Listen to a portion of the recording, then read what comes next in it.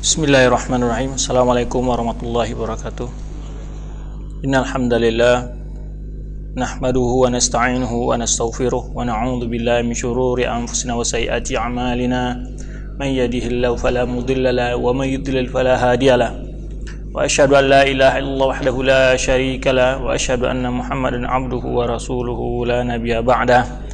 Amma ba'd, fa inna asdaqal hadithi kitabullah wa khairul huda Muhammadin sallallahu alaihi wasallam wa syarrul umuri muhdatsatuha wa kullu muhdatsatin bid'ah wa kullu bid'atin dalalah wa kullu dalalatin finnar. Ma'asyiral ikhwah, kita lanjutkan pelajaran kita dalam majelis tafsir. Pada pelajaran berlalu sampai kita pada firman Allah Subhanahu wa taala. Ini ayat yang ke-27.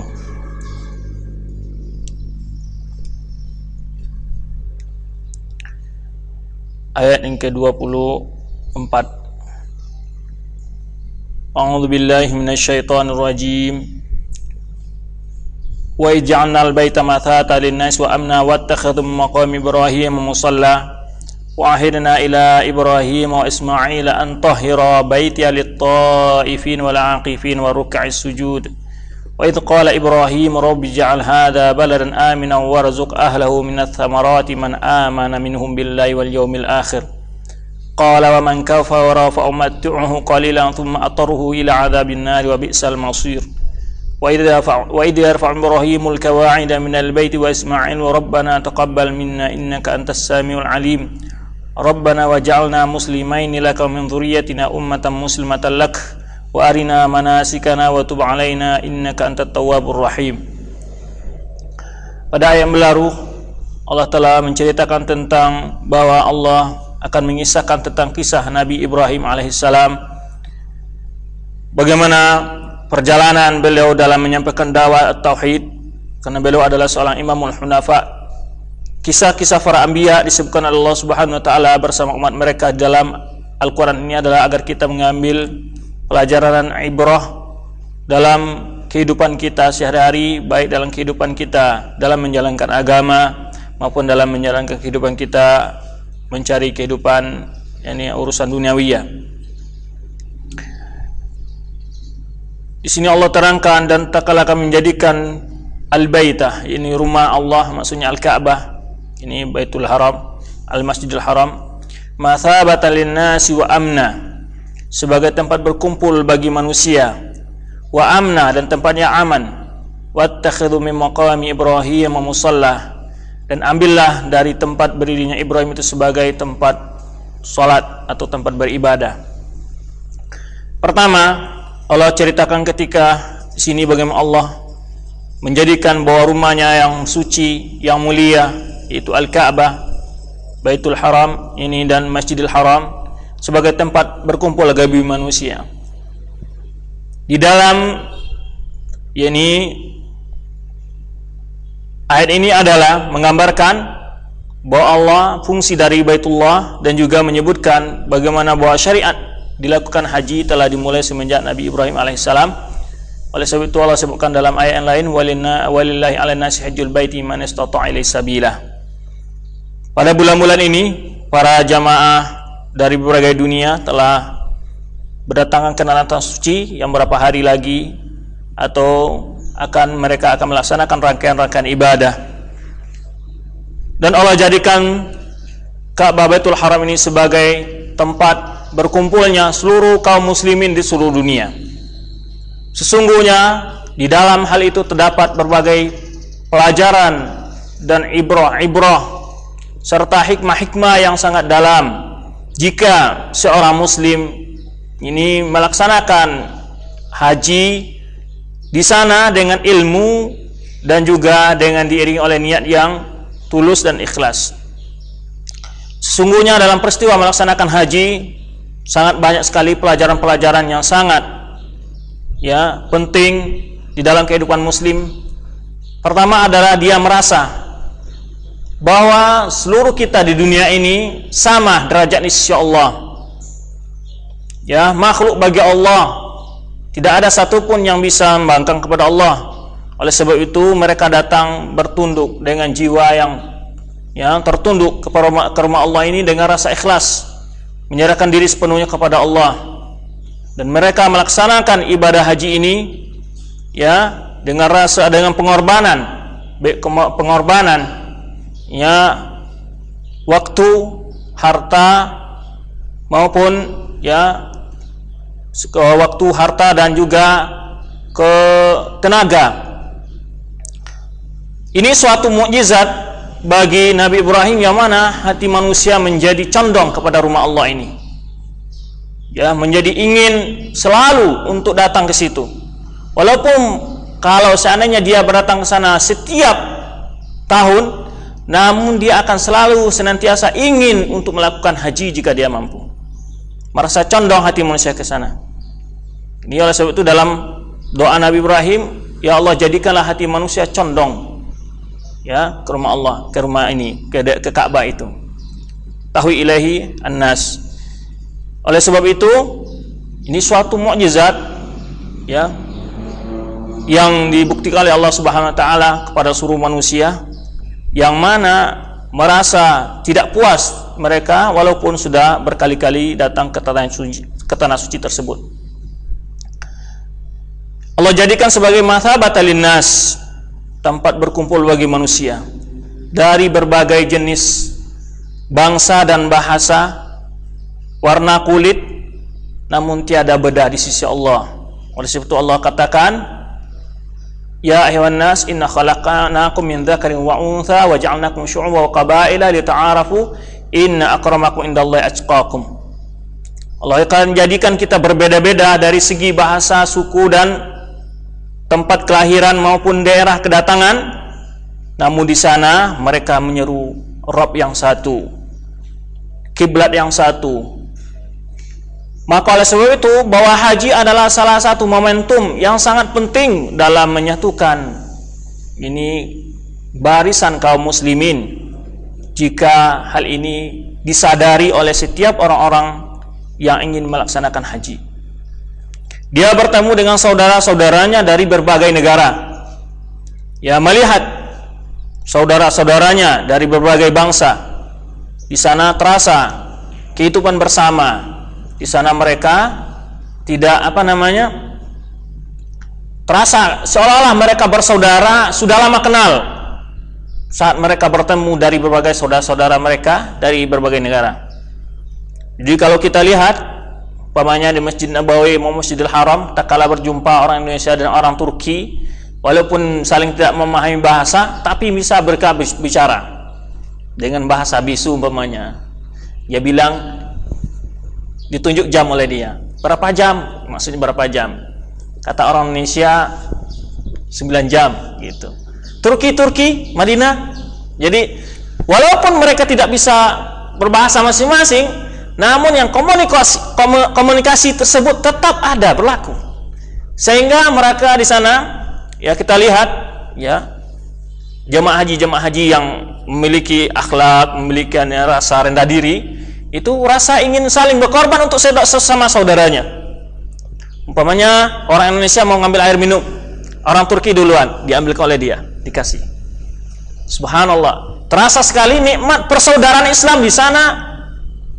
Tergambar bagaimana nikmatnya berislam itu, persaudaraan yang begitu indah, ya, yang begitu ya terasa sekali meresap ke dalam jiwa. Kalau umpamanya orang Indonesia kan banyak yang sabar-sabar, jadi kalau nggak ada saf, nggak dapat saf banyak. Itu orang di depan, orang Turki atau orang mana-mananya dikasih panggilan stang, disuruh geser orang-orang, begitu. Begitu terasa sekali. Kalau di sana terlihat betapa begitu terasa nikmatnya agama kita ini ketika mempertemukan antara hati-hati yang lain mungkin tidak pernah berjumpa, dan tidak pernah terbayang akan berjumpa, tapi di sana mampu menjalin persaudaraan yang begitu erat. Subhanallah, begitu nikmatnya bertemu dengan berbagai saudara-saudaranya dari berbagai negara, akidah yang sama, ya, kiblat yang sama, kitab suci yang sama. Mereka kadang-kadang saling ya bersenda gurau dengan tawa sesama mereka. Itu betapa ini kita lihat besarnya nikmat Allah, dan betapa terdapat di sana suatu ayat kebesaran, tanda kebesaran Allah Yang mana kalau seandainya ada sekarang ini sebuah negara terbesar di dunia atau presiden di dunia ingin mengumpulkan manusia dengan sejumlah manusia berkumpul di Baitullah, tidak akan pernah bisa. Jangankan untuk mengumpulkan satu negara, dua negara, untuk mengumpulkan orang satu ya daerah saja sudah susah biasa. Ini orang berdatangan dari berbagai pulau, benua, negara ke sana. Apa yang memanggil mereka adalah rasa keimanan dan rasa cinta kepada Allah. Jadi oleh sebab itu betapa nikmatnya kalau kita lihat ya ketika melaksanakan ibadah haji. Oleh sebab itu kerinduan senantiasa di dalam hati seseorang yang pernah berhaji. Tidak pernah puas. Walaupun di sana mereka menemui berbagai kesulitan dan macam bentuk kesusahan. Tapi tatkala datang musim haji itu lupa semua oleh mereka. Sebetulnya berbagai kendala yang terjadi di masa musim haji ya, itu tidak ya, bukan tujuan Allah ingin membuat manusia sengsara, tetapi yang mengakibatkan manusia terjadi berbagai bentuk bentrok dan segala macam ya, musibah-musibah adalah kelalaian dan kekurangan ilmu kebanyakan dari jamaah haji. Itu khusus seperti itu. Ya, kekurangan ilmu baik dari ilmu agama maupun ilmu keselamatan diri. Ya, demikian kita lihat ya di sana yang banyak ya menyebabkan terjadi berbagai bentuk-bentuk ya kesulitan di sana adalah kekurangan ilmu kebanyakan dari, seperti umpamanya terjadinya desak-desakan waktu lempar jumroh. Itu karena minimnya ilmu orang, minimnya ilmu kaum muslimin melihat ya. Kalau dia saat melakukan ibadah itu dia sadar bahwa menyakiti asal kaum muslim itu adalah haram. Umpamanya mencium hajar aswad. Mencium hajar aswad hukumnya adalah mandub atau sunnah atau dianjurkan. Nah, tidak boleh melakukan perbuatan yang haram kalau akan demi melakukan perbuatan sunnah lalu melakukan perbuatan haram. Ini tidak boleh dalam agama. Oleh sebab itulah Umar bin Khattab diingatkan oleh Rasulullah SAW. Ya, tidak boleh karena dia tubuhnya kekar semacam akan menyakiti saudara muslim. Jadi oleh sebab itu di sini kelihatan ya sampai di mana taraf ilmu seorang muslim dalam agamanya. Kalau kita lihat saat mencium hajar aswad, mereka itu sangat antusias dan bersemangat sekali. Tetapi tatkala datang hari pelaksanaan haji yang betul-betul hari hanya itu seperti melempar jumroh, itu mereka beralasan wah capek, diwakilkan begitu saja. Jadi bersulit-sulit dalam satu hal yang memang tidak dianjurkan di situ dan dapat kemudahan, malah dalam hal-hal yang wajib mereka lalaikan. Ini kebanyakan jemaah haji melakukan seperti itu. Kenapa timbul hal ini? Karena tidak melaksanakan ibadah itu dengan ilmu. Seperti itu. Kalau kita lihat kejahilan yang banyak yang menyebabkan terjadi berbagai bencana di situ. Ya, baik dari pelaku atau yang pelayan dari jamaah haji itu sendiri, dari para petugas-petugas ya. Bagaimana ke sana petugas-petugas yang tidak bisa berbahasa Arab? Bagaimana petugas-petugas tidak tahu lapangan? Itu banyak sekali. Ini terjadi. Sehingga bingung bagaimana dia cara untuk membantu jamaah haji. Ketika bawa orang ke rumah sakit, dia nggak bisa bahasa Arab, mau nerangkan bagaimana? Bingung. Ini banyak musibah-musibah yang kelalaian datang adalah akibat dari komponen itu sendiri, kurangnya ilmu. Seperti itu. Baik ilmu dari segi bagaimana mengelola jamaah haji itu sendiri, maupun ilmu dari jamaah haji itu sendiri. Mereka bersusah-susah dalam hal yang memang tidak ada kadang gunanya.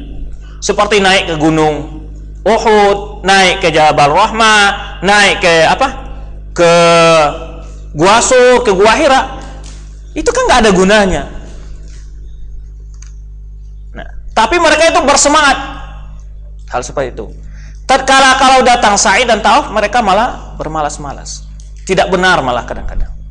Kalau bisa diwakilkan. Jadi mereka dalam pelaksanaan yang betul-betul menjadi rangkaian ibadah haji itu tidak begitu bersemangat, tidak memiliki ilmu. Tapi dalam hal-hal yang sifatnya bercampur baur dengan berbagai macam bentuk bid'ah dan kesesatan itu sangat bersemangat ke situ. Demikian kalau kita lihat, ya.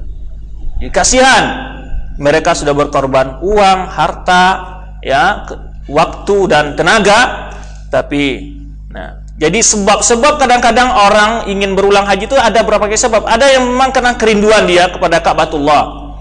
Ada memang karena kecewa daripada haji yang lalu. Tatkala sampai di rumah, bicara-bicara, tanya-tanya, rupanya hajinya banyak yang salah. Nah, ingin lagi untuk melaksanakan. Seperti itu. Sebagaimana kita katakan ini Allah telah memfasilitasi umat ini untuk bersatu dengan berbagai cara. Dianjurkan kepada kaum muslimin untuk bertemu yang batasannya mungkin RT itu 5 kali dalam sehari.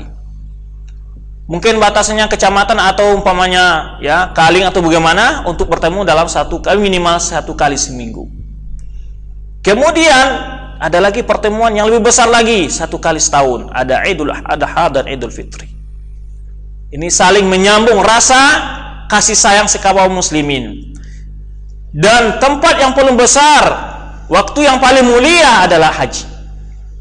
Ketika di sana berdatangan manusia dari berbagai pelosok dunia. Kita melihat, mendengar orang-orang Uzbekistan, apa bentuknya orang Uzbekistan, ya kan, bagaimana pula bentuknya. Kita mendengar-dengar saja ada orang Afrika Selatan, tapi di sana kita langsung melihat bagaimana saudara-saudara kita yang ada di berbagai negara tersebut. Ya. Di sana sebagaimana kita gambarkan tadi, terasa sekali kebersamaan sama kaum muslimin itu. Walaupun mereka berbeda negara, berbeda bahasa, ya, tetapi dalam hal komunikasi mereka pun bisa. Buktinya jamaah haji-haji itu banyak yang belanja, juga nggak bisa bahasa Arab, kan? Tapi sekarang ini udah banyak penjual-penjual di sana belajar bahasa Indonesia, karena pembelinya terbanyak orang Indonesia. Ya, oleh sebab itu terasa sekali kalau ibadah haji tersebut dilakukan dengan ilmu, dibekali ilmu, ya, insya Allah tidak akan menimbulkan kesulitan yang sebenarnya yang memang tergambar dalam berbagai peristiwa-peristiwa terjadi di musim haji jika dilaksanakan dengan ilmu. Contoh umpamanya saat melempar jumroh, orang berebut-rebut padahal waktunya panjang. Nah, anehnya ya, melempar jumroh pada tanggal 11, 12 dan 13 itu kalau nggak boleh pagi. Nah, pada umumnya orang Indonesia melempar jumroh pagi hari. Padahal waktu yang dibolehkan, ada kemudahan, waktu yang afdal itu memang setelah tergelincir matahari, kemudian setelah itu waktu merentang sampai sebelum terbenam matahari. Kalaupun masih ramai dan tidak, itu boleh dilempar waktunya merentang sampai setelah terbenam matahari sampai sebelum terbit fajar. Untuk hari yang sebelumnya, bukan untuk hari yang berikutnya. Orang Indonesia justru membalik, untuk melempar hari besok dia melempar jam 2 malam hari ini. Ini salah. Nah, ini bukti-bukti bermudah-mudah dalam ibadah tanpa ilmu tadi. Tapi kalau untuk pergi, pamannya ingin mencium hajar aswad atau bagaimana, jam berapa siap mereka bangun, gitu. Padahal ini berhubungan dengan rangkaian ibadah haji mereka sendiri, mereka tidak memperhatikan. Sesuatu yang sifatnya ya hura-hura, itu mereka sangat senang sekali. Ini kenapa terjadi hal seperti ini? Karena datang dengan tidak membawa bekal ke sana. Pertama adalah bekal ilmu. Mana kita katakan bahwa Allah menjadikan rumah sucinya sebagai tempat berkumpul manusia sekali dalam setahun dari berbagai seluruh manusia di dunia ini. Ada suatu ayat yang sangat azim sekali. Bagaimanapun acara sehebat-hebatnya mungkin ya, tidak akan mampu mengumpulkan manusia dengan jumlah semikian. Bagaimanapun hebatnya orang, bagaimana hadiahnya, mungkin tidak akan mampu ya mengumpulkan manusia bagaimana manusia berkumpul di tanah suci. Demikian salah satu kekuasaan Allah Subhanahu wa taala, ya. Dan kami menjadikan Al-Baita, maksudnya Al-Ka'bah ini di Masjidil Haram sebagai tempat berkumpul bagi manusia. Wa amna, karena itu adalah rumah Allah. Ini Baitullah di sini nisbah kepada Allah li syaraf, bukan zat Allah, bukan berarti Allah berada di dalam Ka'bah itu zatnya, tidak. Tapi Baitullah nisbah kepada Allah, karena nisbah kepada Allah itu ada dua. Apabila sifat yang dinisbahkan adalah, apabila ma'ani yang dinisbahkan kepada Allah adalah sifat, apabila al-a'yan maksudnya benda ya yang berdiri sendiri dinisbahkan kepada Allah adalah lisyaraf. Ini li tasyrif untuk kemuliaan suatu, ini kemuliaan rumah Allah tersebut. Kemudian Allah katakan wa amna, yang mana di situ adalah aman, betul-betul aman. Ya, aman. Bahkan di masa jahiliyah pun orang menghargai kesucian Ka'bah tersebut, kesucian kota Mekah tersebut. Sehingga kalau melihat seseorang yang disebutkan dalam banyak kitab-kitab tarikh maupun dalam syair-syair mereka, apabila kelihatan musuhnya di tanah haram itu, mereka tidak mengganggu saat itu. Bahkan pembunuh ayahnya sekalipun itu tidak akan diganggu kalau berada di tanah haram. Kecuali saat keluar di tanah haram ditemui, baru di sana mereka akan balas dendam. Tapi yang mana rasa dendam itu akan hilang tatkala berada di rumah Allah. Kemudian wa amna. Tetapi ada sebagian orang-orang yang tidak mengerti bagaimana Allah memuliakan rumahnya ini, mencoba merusak ketenangan dan kesucian rumah Allah ini. Seperti di antara hal yang dilakukan oleh orang-orang Syiah pada tahun 80-an, saya kurang ingat tahun 80 berapa itu, yang terjadi pembakaran di kota Mekah oleh orang-orang Syiah Rafidhah. Mereka berdemonstrasi, ya. Kemudian juga apa yang dilakukan oleh orang-orang Al-Khawarij, orang-orang ya teroris. Mereka pada tahun-tahun yang lalu mereka membawa bom ke kota Mekah tersebut. Ya, tertangkap banyak bom yang ingin mereka ini ledakan di kota Mekah. Tapi Allah menjaga rumah sucinya. Setiap orang yang ya terbongkar ya makar-makar jelek yang akan merusak kesucian rumah Allah tersebut. Kemudian perlu yang kita ingatkan di sini bahwa orang-orang Rafidhah dalam riwayat buku-buku mereka mengatakan bahwa Karbala lebih suci daripada kota Mekah. Karbala lebih suci dari kota Mekah. Dalam sebuah kitab-kitab mereka disebutkan, karena insya Allah pada edisi yang berikutnya ada tulisan di As-Sunnah itu tentang pesta duka di Karbala atau di hari Asyura. Kemudian menurut orang Syiah Rafidhah, padang Karbala jauh lebih mulia daripada kota suci Makkah. Menurut riwayat dalam kitab adalah ya kitab Syiah, maksudnya kitab Rafidhah, itu Karbala lebih suci dari kota suci Mekah. Disebutkan dalam sebuah riwayat Syiah Rafidhah, Allah akan menjadikan Karbala sebagai pusat dan tempat berkumpul para malaikat dan orang-orang mukmin. Orang mukmin ini maksudnya siapa? Orang Rafidhah. Ia akan memiliki kemuliaan, akan tersebar padanya berbagai keberkahan. Seandainya seseorang berdoa di sana kepada Rabbnya, niscaya Allah akan memberikan dengan satu doa saja 1000 kali lipat kerajaan dunia. Ya, tuh jauh. 1000 kali lipat kerajaan dunia. Yang mana ini tidak disebutkan waktu berdoa di Mekah. Berbagai tempat di bumi saling berbangga. Ka'bah yang di tanah haram berbangga di atas Karbala. Maka Allah mewahyukan kepadanya, wahai Ka'bah tanah haram, ya diamlah engkau, jangan engkau berbangga di atas Karbala, sesungguhnya dia bumi yang penuh berkah. Ini dalam riwayat bohong Syiah, ya. Demikian sebuah riwayat palsu yang disebutkan dalam kitab Syiah, yaitu Biharul Anwar jilid 53 halaman 12.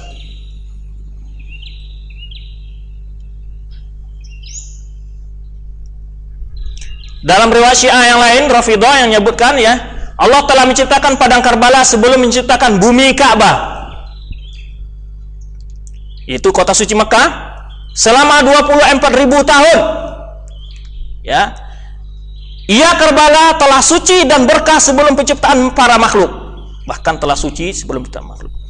Ia senantiasa demikian sampai Allah jadikan ia sebagai tempat yang paling afdal di dalam surga. Itu riwayat bohong Syiah menyatakan bahwa Karbala adalah tempat suci, lebih suci daripada kota Mekah. Ya. Riwayat dusta ini berulang kali terdapat dalam berbagai kitab pegangan orang Syiah, ya. Orang-orang Syiah Rafidhah, lihat Biharul Anwar jilid 57 halaman 202, ya. Riwayat nomor 147 bab 1, dan juga At-Tahdzib jilid 6 halaman 72 riwayat nomor 6, ya. serta Al-Wasail, ini risalah Syiah maksudnya, banyak sekali riwayat ini masyhur dalam kitab-kitab Syiah itu tentang mereka mengatakan bahwa Karbala lebih suci daripada Ka'bah. Jadi kebohongan kedustaan ini sangat jelas bagi kaum muslimin, ya. Karena Allah katakan, "Inna wa awwala baitin wudi'a lin-nasi alladzi bi Bakkah mubarakan wa hudan lin-nas." Pertama, rumah yang pertama sekali di bumi dibangunkan Allah ada untuk ibadah adalah itu lin-nasi alladzi bi Bakkah, yaitu Makkah. Rumah Allah yang suci. Mereka justru menganggap bahwa Karbala adalah lebih suci daripada Ka'batullah.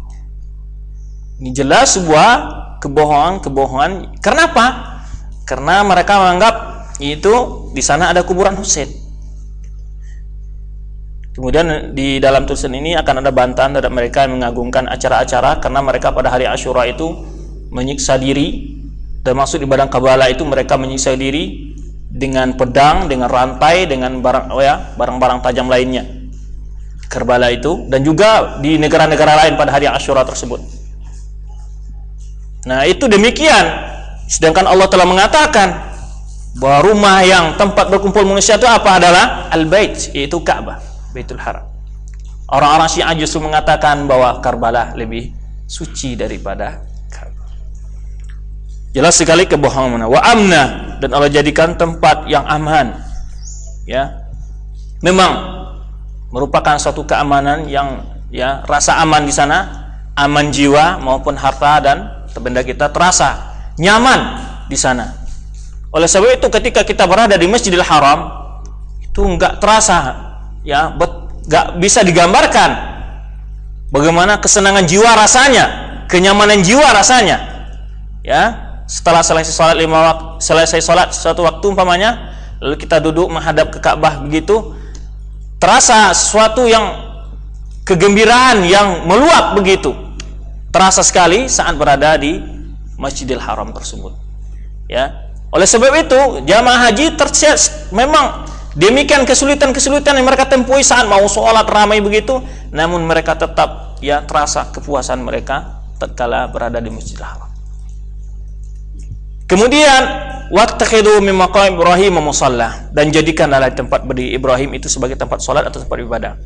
Maqam Ibrahim di sini ada beberapa pendapat ulama, ada yang mengatakan kota Mekah semuanya, yaitu tempat yang memang tempat tinggal Ibrahim di situ bersama anak Ismail ini, atau maqam Ibrahim di sini maksudnya adalah tempat berdiri Nabi Ibrahim saat membangun Ka'bah, itu masih ada sampai sekarang bekasnya. Ada yang mengatakan maqam Ibrahim di sini adalah yaitu rute-rute ibadah haji seperti Arafah, Mina, Muzdalifah, semikian. Ada yang demikian mengatakan. Tapi Ibnu Katsir rahimahullah merajikan dimaksud adalah yaitu wattakhadhu maqam Ibrahim musalla, adalah yaitu maqam Ibrahim tempat berdirinya Nabi Ibrahim waktu membangun Ka'bah, yang mana batu ini selalu berpindah-pindah tatkala satu bagian dari Ka'bah terselesaikan, dinding yang sebelah timur umpamanya, lalu pindah lagi ke bagian yang lain. Batu ini selalu dijadikan oleh Nabi Ibrahim sebagai tempat landasan berpijak untuk meninggikan gitu ya. Kalau kita kan pakai tangga ya, Nabi Ibrahim memakai batu ini. Jadi Ismail nanti akan ada kisah bagaimana pembangunan Ka'bah, memberikan batu kepada ayahnya Nabi Ibrahim berdiri di atas sebuah batu. Nah, batu ini selalu dipakai oleh Nabi Ibrahim selama membangun Ka'bah, sehingga batu ini cekam. Ini cekam, berbekas telapak kaki Nabi Ibrahim di situ. Jadi makam Ibrahim di sini maksudnya adalah tempat berdiri Nabi Ibrahim saat membangun Ka'bah, itu sebuah batu yang dipakai oleh Nabi Ibrahim untuk meninggikan dia berdiri. Bukan makam yang dipahami oleh orang Indonesia, yaitu adalah kuburan. Dan ana baca juga dalam sebuah kitab Syiah mengatakan bahwa di bawah Ka'bah itu ada kuburan. Kata mereka. Disebutkan oleh dalam riwayatnya itu, waktu itu saya dilihatkan oleh Ustaz Syafiq dalam sebuah buku yang dalam bahasa Indonesia, dia menukil dari orang lain, katanya yang dikubur di situ malah budak hitam lagi, katanya. Jadi orang sebetulnya berkeliling situ tawaf di kuburan, kata dia. Demikian orang-orang Syiah membuat kepalsuan dalam agama. Oleh sebab itu kata Imam Syafi'i, tidak adalah kaum yang paling pembohong sebagaimana pembohongnya orang-orang Rafidhah. Di agama mereka dibina atas kebohongan. Ya, kemudian ya, di sini Ibnu Katsir mengajikan bahwa yang dimaksud tempat berdiri sini adalah tempat berdiri Nabi Ibrahim saat membangun Ka'bah. Ada sebuah batu yang sampai sekarang itu masih terlihat jejak kaki beliau di sana, ya. Tapi sekarang ini sudah ditutup, atau pakai emas atau pakai apa tembaga, yang penting kuning warnanya, saya nggak tahu pastinya emas apa tembaganya. Ditutup, ya. Dan juga tempat ini justru kadang-kadang membuat masalah di saat musim haji. Selalu orang-orang mengusap-usap tempat ini untuk mengambil berkah, kata mereka, mengusap-usap. Atau sesaat orang begitu ramainya tawaf, ada yang karena melaksanakan ibadah tanpa ilmu juga, katanya harus sholat di belakang makam Ibrahim itu pas, walaupun orang tawaf, sehingga menghambat orang tawaf, terinjak terbagaimana, ya. Padahal sebetulnya mudah. Yang penting di belakang makam Ibrahim, walaupun jauh. Bahkan para ulama pun membolehkan dimanapun sholat 2 rakaat tawaf itu dimanapun saja, karena keramaian boleh. Tapi ada jemaah-jemaah yang getol misalnya, dan terutama orang-orang Rafidhah juga. Itu biasanya mereka bikin lingkaran ditutup begitu anak orang sholat. Nah, orang terganggu tawaf, karena situ adalah lintasan tawaf. Demikian karena, ya, kekurangan ilmu dalam melaksanakan ibadah menyebabkan fitnah dan bahaya bagi orang lain dan juga bagi dirinya sendiri. Itu sedikit tentang bagaimana Allah jadikan menyuruh, dan bahkan diriwayatkan oleh Umar bin Khattab menyebutkan wafaqtu rabbi fi salat. Itu takala ini Umar bin Khattab mempunyai 2-3 permintaan kepada Nabi SAW, semuanya sesuai dengan apa yang diwahyukan oleh Allah Subhanahu wa taala. Pertama, masalah waktu pembagian, masalah tentang tawanan Badar. Itu sesuai dengan pendapat Umar radhiyallahu anhu, sahabat jadi Amirul Mukminin. Kemudian juga tentang hijab, ya. Kemudian tentang yang keempat, atau yang dalam riwayat lain adalah tentang khamar. Allahumma anzil fina fil khamri bayan syafian. Jadi turunlah keterangan yang sejelas-jelasnya tentang hukum khamar. Dan di antara yang ketiga adalah yaitu untuk menjadikan tempat, yaitu di belakang makam Ibrahim ini sebagai tempat sholat. Karena Umar radhiyallahu anhu mengatakan kepada, ya, sahabat Umar radhiyallahu anhu mengatakan kepada Nabi SAW tatkala selesai bertawaf, bagaimana kalau kita sholat berakan tawaf itu di belakang makam Ibrahim. Lalu turunlah ayat wattakhadhu maqam Ibrahim musalla. Nah, oleh sebab itu ketika seorang bertawaf disunahkan membaca ayat ini wattakhadhu maqam Ibrahim musalla, kemudian dia sholat di belakang makam Ibrahim. Kalau orang ramai dia boleh arah jauh ke belakang ataupun dimanapun tempat di Masjidil Haram, tidak masalah jika orang ramai. Kemudian dalam rakaat pertama membaca qul ya ayyuhal kafirun, rakaat kedua membaca qul huwallahu ahad. Kemudian di sini kita dengarkan bagaimana, ya, penjelasan Ibnu Katsir rahimahullah. Qala al-Aufi an Ibnu Abbas qalu ta'ala. Ini al-Aufi seorang ulama tafsir meriwayatkan dari Ibnu Abbas, dia berkata bahwa ini maksud ketika kami menjadikan rumah itu sebagai tempat berkumpul bagi manusia adalah la yaqduna minhu watara. Jadi mereka tidak pernah merasa puas. Tidak pernah merasa puas, ya. Ya'tunahu thumma yarji'una minhu thumma ya'uduna ilaihi. Mereka datang ke sana, kemudian mereka kembali lagi ke kampung mereka, kemudian ingin kembali lagi ke sana. Wara Ibnu Jarir bil sanad, ini dengan sanadnya Ibnu Jarir meriwayatkan kepada Abadah bin Abi ini Lubaba dalam firman Allah Subhanahu wa taala wa ij'alna al-baita mathalan qala la yansarifu anhu munsarifun, itu yang mana tidak mungkin orang mampu meninggalkannya. Wa wa yara annahu qad qada minhu wa tara, ya, tidak seorang pun meninggalkan Ka'bah itu dia merasa puas. Tidak ada. Wa ma ahsana maqala syair, ini disebutkan oleh syair di sini, ja'alal baita mathaban lahum laisa minhu dahra yaqduna watara. Ini yang mana Allah jadikan rumah suci itu sebagai tempat berkumpul bagi mereka yang mana tidak pernah semasa hidup mereka akan merasa puas untuk datang ke sana. Wa madmun ma fusirat bihadil ayah, yakni ringkasan yang ditafsirkan ayat ini adalah bahwa Allah Subhanahu wa taala mengingatkan tentang kemuliaan rumah Allah, syarafal bait, tentang kemuliaan rumah Allah. Jelas ini bantahan terhadap orang Syiah mengatakan bahwa dia Karbala lebih suci daripada Ka'bah. Wa ma ja'alahu mausufan bihi syar'an wa qadaran, dan Allah apa yang jadikan baginya itu memiliki ke sifat-sifat baik secara syar'i maupun sebagai takdir kauni dan takdir syar'i. Min kaunihi bathabata linnas ay ja'alahu mahallan tashtaqu ilaihi arwah wa tahunnu ilaihi, yang mana Allah jadikan sebagai tempat bagi manusia, artinya Allah jadikan sebagai tempat kerinduan kepadanya, yakni Wa tahunnu ilaihi, dan merasa apa? Hunnu, rindu dan merasa apa namanya? Ya, merasa sedih kalau berpisah dengan Ka'bah itu.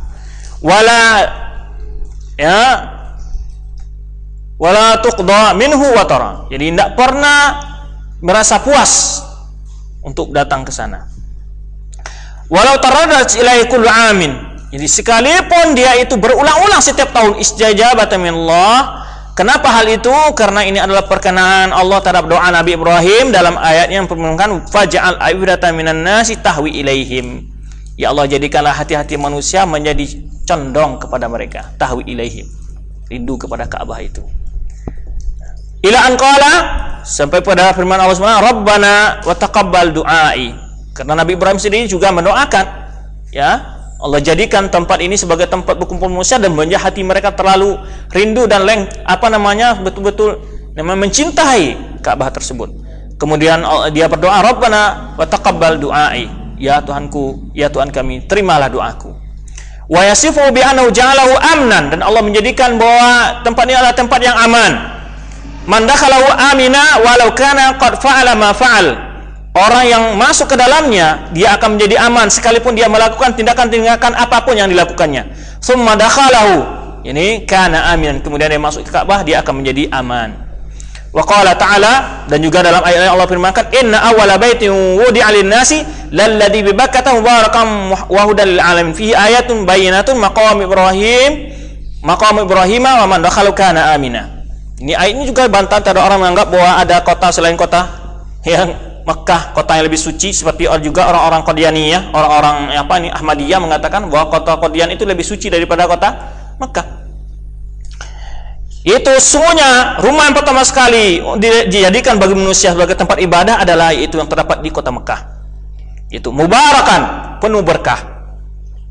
Ya, penuh berkah. Wa hudan lil alamin. Di sana ada ini, dan juga petunjuk bagi orang-orang sekalian alam. Fihi ayatun, di sana terdapat tanda-tanda kebesaran Allah, bayyinat yang sangat jelas. Di antaranya adalah maqam Ibrahim, yaitu tempat berdirinya Ibrahim. Wa man dakhalahu kana amina, siapa yang masuk ke dalamnya akan aman.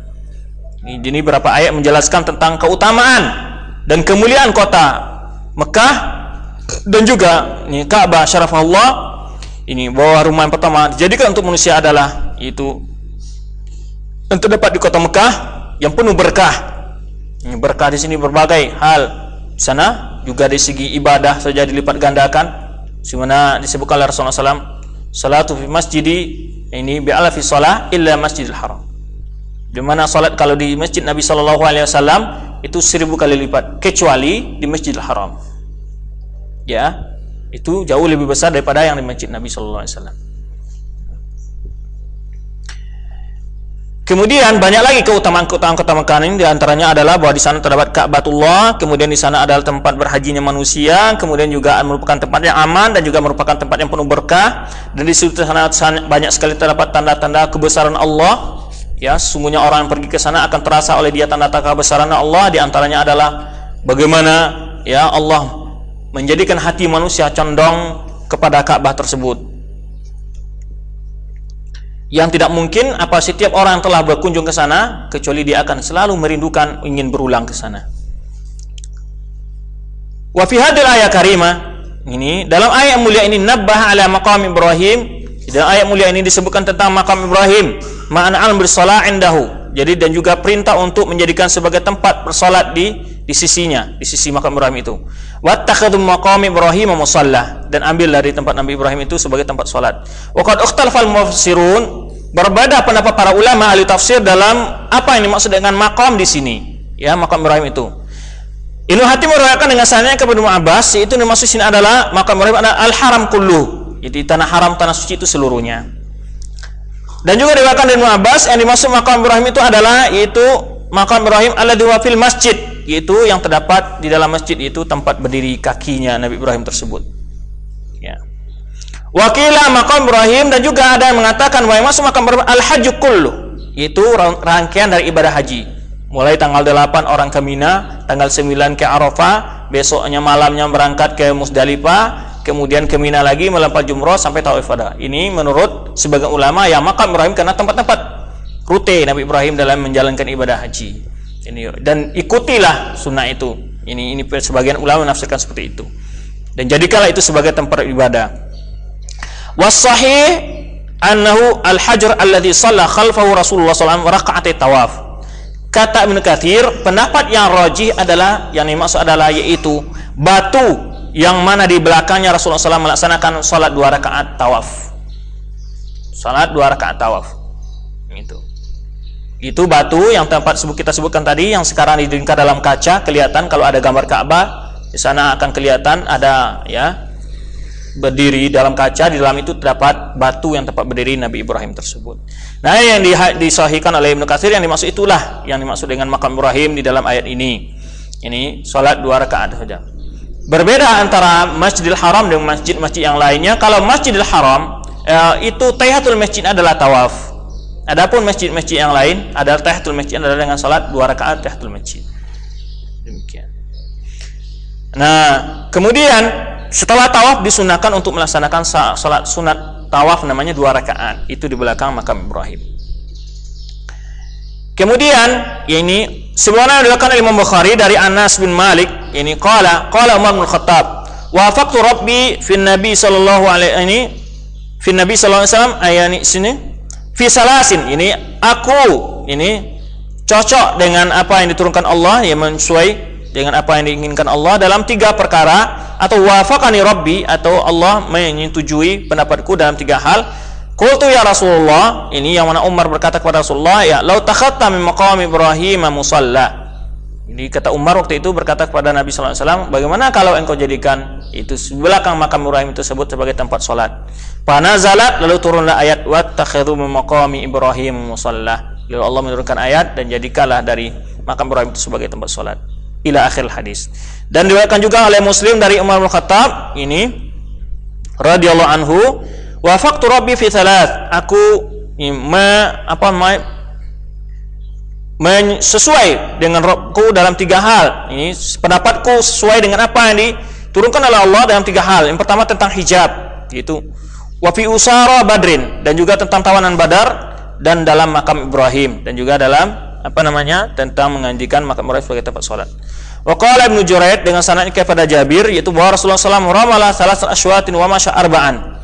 Ini hadis Jabir, ini hadis yang paling panjang mengkisahkan tentang haji Rasulullah SAW, dan riwayat ini telah dikumpulkan oleh Syekh Nasiruddin Al-Albani rahimahullah dalam sebuah yang masuk dengan Hajjatun Nabi.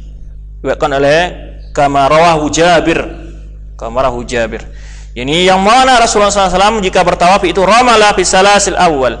Ini dari tawaf yang pertama itu ramal. Ramal itu adalah lari dari kecil, itu lari dengan langkah yang mendekat tapi agak berlari dari kecil begitu. 3 putaran pertama.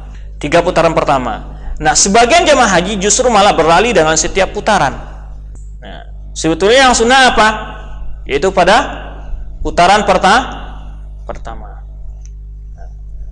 Kemudian disebutkan dalam riwayat lain bahwa kenapa Rasulullah SAW melakukan hal itu, karena awal Rasulullah SAW melakukan umrah itu orang-orang kafir Quraisy, orang musyrik mengatakan waqad asabahun ini hummatul Yathrib. Jadi karena memang di Madinah itu ada humma namanya, demam panas begitu.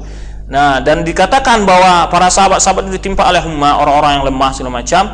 Maka Rasulullah SAW ingin memperlihatkan bahwa mereka bukanlah orang-orang yang lemah, maka dibukalah bahu sebelah kanan, demikian namanya ittiba. Kemudian beliau berlari-lari kecil itu di 3 putaran yang pertama.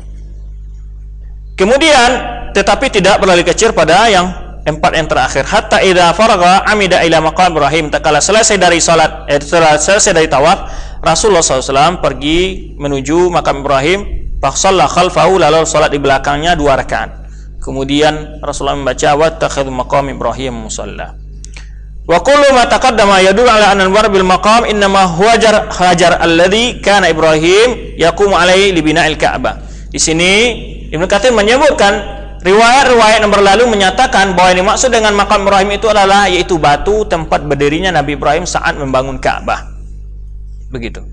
Wa huwa waqifun alaihi kullama faragha min jidarin naqalahu ila nahiyah. yaitu yang dia berdiri di atasnya. Setiap selesai dia membangun sebuah dinding Ka'bah itu, dia pindah ila nahya dengan arah dinding yang lain, allati taliha, yang berikutnya. Wa hakadha hatta tamma judranul Ka'bah. Jadi demikian Nabi Ibrahim selalu membawa-bawa batu itu sebagai tempat untuk berdiri dia sampai selesai pembangunan dinding Ka'bah. Ini kama sayati bayanuhu fi qissati Ibrahim wa Ismail fi bina'il bait. Kemudian akan datang nanti penjelasan tentang kisah bagaimana Nabi Ibrahim dan Ismail dalam membangun Ka'bah. Waqad kana hadzal maqam, ini dulu maqam Ibrahim ini yaitu mulassaqan bijidar Ka'bah. Itu qadiman. Itu pertamanya itu terlalu dekat dengan itu, berdempet dengan dinding Ka'bah pertamanya. Tetapi di masa Umar bin Khattab digeser ke belakang. Karena apa? Karena kalau orang sholat di belakangnya mengganggu orang tawaf, sehingga dimundurkan lagi oleh Amirul Mukminin Umar bin Khattab.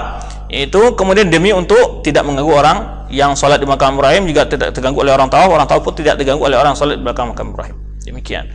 Nah, jadi pemindahan tempatnya dari asal yang pertama adalah melengket dengan dinding Ka'bah itu di masa Amirul Mukminin Umar bin Khattab radhiyallahu anhu.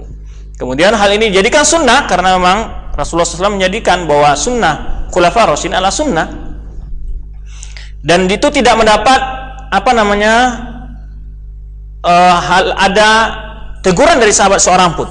Tidak seorang pun sahabat yang mengingkari perbuatan dari Umar bin Khattab tersebut. Dan ini adalah dikatakan oleh ulama sebagian ijma' sukuti, karena semua sahabat setuju, tidak satu pun orang sahabat yang mengingkari perbuatan Umar bin Khattab tersebut. Kemudian ini wa makanu ma'ruful yawm ila janibil bab. Ini kata Ibnu Katsir, tempatnya sekarang ini yaitu di samping pintu mimma yalil hajar yamnun dakhil, yaitu di setelah Hajar Aswad sebelah kanan orang mau mengarah ke pintu Ka'bah, babul Ka'bah itu. Bi buqatil mustaqillah hunak. Sampai hari ini la'alla apa yang ada tempatnya hari ini juga di situ ditetapkan oleh Amirul Mukminin Umar bin Khattab radhiyallahu anhu. Tidak pernah dipindah-pindahkan. Wa inna ma akharahu Amirul Mukminin Umar bin Khattab. Kenapa Amirul Mukminin Umar bin Khattab menggeser itu ini radhiyallahu anhu wa huwa ahadu a'immah mahdiyin, karena dia adalah salah seorang dari Khulafaur Rasyidin yang disuruh kita untuk mengikuti mereka. Wala yunkir ahadun minas sahabah. Tak seorang pun sahabat yang mengingkari perbuatan tersebut radhiyallahu anhum ajma'in. Tak seorang pun dari sahabat yang mengingkari perbuatan tersebut. Kemudian wa qalu ta'ala wahidna ila Ibrahim wa Ismail an tahira baiti lit-ta'ifin wal aqibin wa ruk'is sujud. Di sini adalah terkala kami memerintahkan kepada Nabi Ibrahim dan Ismail untuk membersihkan rumahku, kata Allah, untuk orang-orang yang ta'ifin, orang yang tawaf, wa al-aqifin, orang-orang yang i'tikaf, orang-orang ibadah juga, orang-orang yang berzikir kepada Allah, wa ruk'is sujud, orang yang berukuk dan sujud. Dalam ayat yang mulia ini pertama adalah disyariatkannya membersihkan rumah Allah, disyariatkannya membersihkan masjid, terutama adalah hal-hal yang berbau kesyirikan maupun bid'ah maupun maksiat ataupun najis dan kekotoran. Dalil ayat ini sebelumnya juga ayat sebelumnya kita telah sebutkan dari ini, wa man adzalamu mimman mana masjid aidukar fi asmu wa sa'fi kharabiha. Di antara di dalam ayat ini telah kita bincangkan bahwa disyariatkan membersihkan masjid sehingga orang merasa nyaman dan aman dan senang di dalam masjid. Segala hal yang dilakukan untuk membuat orang senang ke masjid merupakan salah satu hal yang mendapat pahala. Kemudian kita sebutkan sekecil apapun saja membuat orang terhalang untuk ke masjid, maka itu satu orang yang telah menghambat orang dari rumah Allah. Wa man adzlamu mimman na'ama sajallahi dzkara fi asmu wa sa'a fi kharabiha.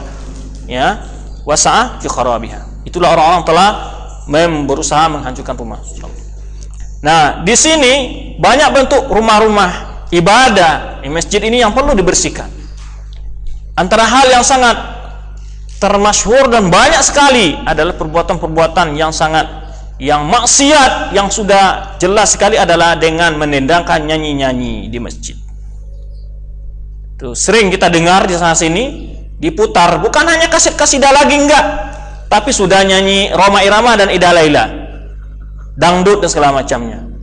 Ini suatu hal yang sudah melampaui batas sekali. Diputar kaset-kaset yang berbicara dengan suara syaitan dinyanyikan di masjid. Ibnu Mas'ud mengatakan ini kalau dibaca dalam tafsir Qurtubi tentang menafsirkan wa ma kana salatum indal bait illa muka'a wa tasdiya.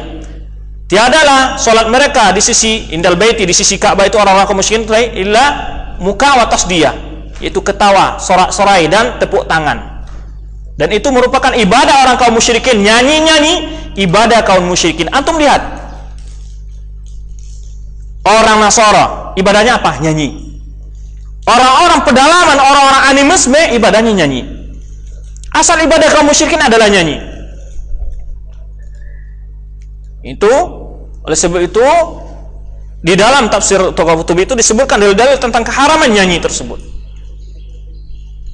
Nah, itu nyanyi kalau orang-orang orang apa namanya Kristen, orang-orang animisme yang pedalaman itu kan dia nyanyi. Itu Sare itu dalam mengambil arwah dengan wajah yang diukir-ukir segala macam dengan warna-warna itu ibadah bagi mereka. Tapi itu mereka tidak hanya dalam rangka nyanyi-nyanyi, yang mereka itu pujaan bagi mereka. Masih kalimat-kalimat pujaan gitu ya. Tapi justru sebagai muslimin bukan kalimat pujaan, tetapi adalah kalimat-kalimat apa? Celaan dan hinaan. Menyanyi dengan suara-suara yang syaitan gitu. Ya, yang memang itu adalah suara syaitan. Ya, seperti dangdut, idalaila segala macam itu berbicara masalah perbuatan-perbuatan maksiat. Oleh sebab itu kata Ibnu Mas'ud mengatakan al-ghina yumitun nifaq fil qalb. Itu bahwa nyanyi itu menimbulkan kemunafikan di dalam hati. Nyanyi itu menimbulkan kemunafikan dalam hati, dan juga dikatakan oleh para salafus saleh dan juga Imam Ahmad selainnya adalah bahwa nyanyi menimbulkan kemunafikan dalam hati seseorang. Yumbitun nifaq fil qalb, menumbuhkan kemunafikan dalam hati. Apalagi dilakukan di rumah suci Allah yang memangku orang beribadah zikir kepada Allah. Ini suatu perbuatan-perbuatan yang dilakukan oleh orang-orang yang jauh dari agama Allah tentang ilmu, yang tidak memiliki ilmu, sehingga mengotori rumah Allah dengan perbuatan-perbuatan yang sudah melampaui batas sekali. Yang asalnya rumah Allah adalah untuk mengingat Allah, ini adalah menyanyikan nyanyi-nyanyi syaitan. Kalau ingin tahu bagaimana hukum nyanyi, ada hukum sama. Ibnu Qayyim juga mengarang, bahkan tidak luput para ulama mengarang kitab-kitab tentang itu. Jadi yang sama dahulu itu adalah nyanyi-nyanyi zuhud. Itu sudah diharamkan oleh para ulama sejak lama. Walaupun yang didendangkan itu adalah kalimat-kalimat zuhud atau apa segala macam, itu yang mereka kenal dengan taghbir. Ini sudah ada di masa Imam Syafi'i. Apalagi yang dilakukan adalah nyanyi-nyanyi penuh maksiat. Yang dahulu mereka lakukan oleh orang-orang seperti ini adalah kalimat-kalimat zuhud. Taghbir dikatakan oleh Ibnu Nadim dalam mukadimah, dikatakan adalah itu melantunkan suara-suara zikir dengan nada, begitu. Ini sangat tarannum gitu, bersedih-sedih begitu, melantunkan zikir-zikir dengan nyanyian yang sedih-sedih. Dan ini sudah dicela oleh Imam Syafi'i. Ya. Tatkala beliau mengatakan pindah ke Mesir, beliau katakan taraktu bi Baghdad qauman yahditsuna syai'an yusamuna takbir yasudun nas anil Qur'an wa hum zadaniqa liyasudun nas anil Qur'an. Aku meninggalkan di Baghdad suatu hal yang dinamakan oleh mereka takbir. Takbir kita katakan adalah syair-syair zuhud yang didendang-dendangkan oleh mereka. Ini yang tujuan mereka adalah untuk larikan manusia dari membaca Al-Quran, melalaikan manusia dari Al-Quran. Liyasuddun nas anil Quran, kata Imam Syafi'i. Wahum zanadiqah. Ini perkataan yang sangat tajam sekali diberikan oleh Muslim. Mereka itu adalah orang-orang zindik. Zindik apa artinya? Zindik dikatakan oleh para ulama, ta'rifnya adalah di masa nubuwah disebut orang munafikin. Zindik itu adalah orang-orang munafik.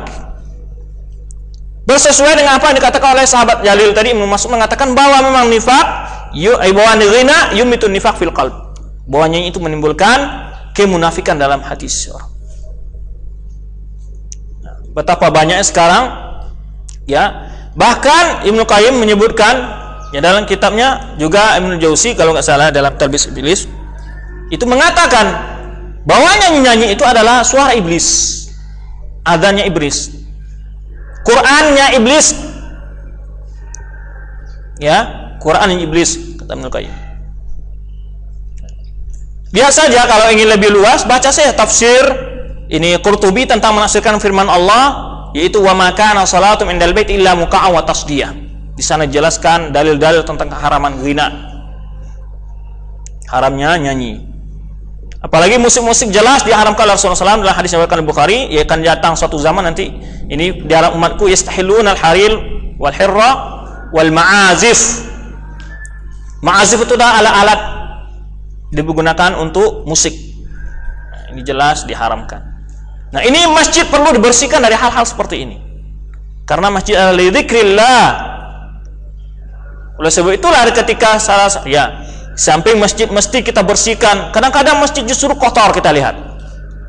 Ya. Kotor, tidak bersih. Dan membuat orang nyaman dan tenang di masjid. Orang senang dalam berzikir kepada Allah.